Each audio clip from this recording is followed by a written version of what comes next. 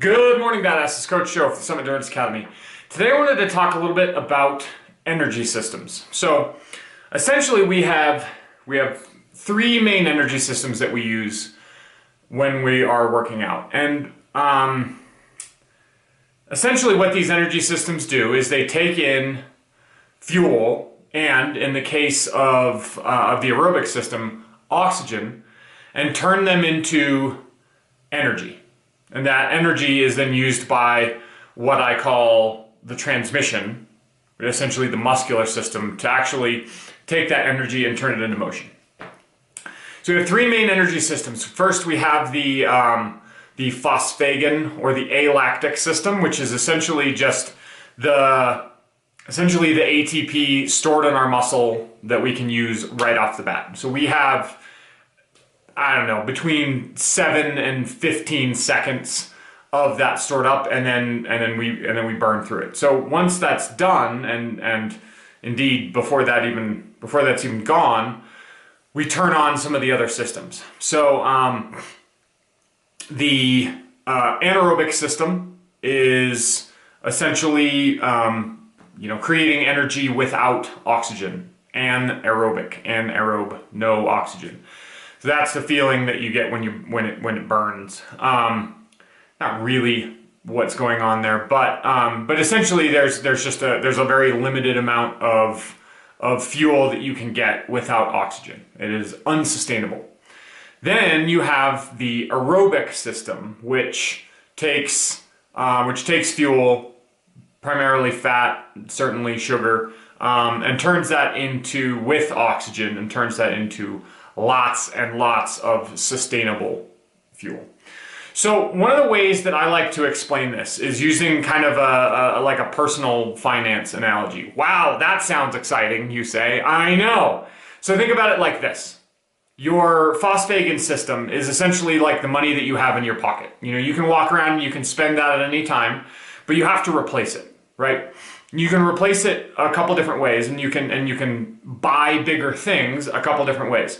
So the aerobic system is like your job. It's money that comes in. You're not borrowing. It's just sustainable. It's money that's coming in. The anaerobic system is a fucking loan shark. Okay? So what happens when you don't have enough money? You see something that you want to buy, or there's an event that you want to go do. Say you want to sprint across the street or run a 500 meters super fast. Well, what happens is you have to go to Loan Shark and say, give me something. I need a bunch of money right now.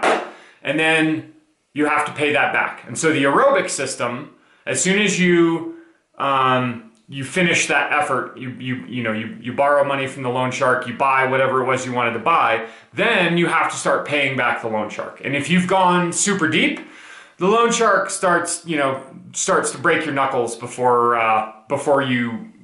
everything finishes, right? I mean, you can, especially if you go way too hard in the beginning of a race and you get extremely anaerobic, that's essentially the Loan Shark breaking your fingers trying to find the money that's buried in the backyard, okay?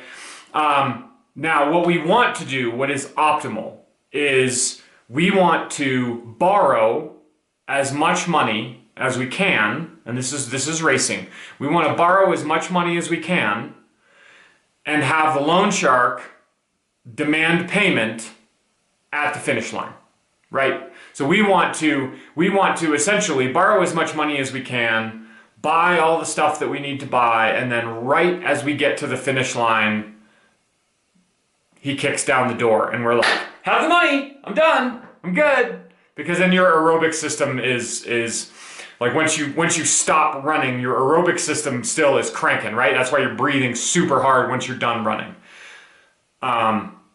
Even though there's no demand, because you are still paying back the Loan Shark. And that's what they'll call like EPOC, or excess post-exercise oxygen consumption.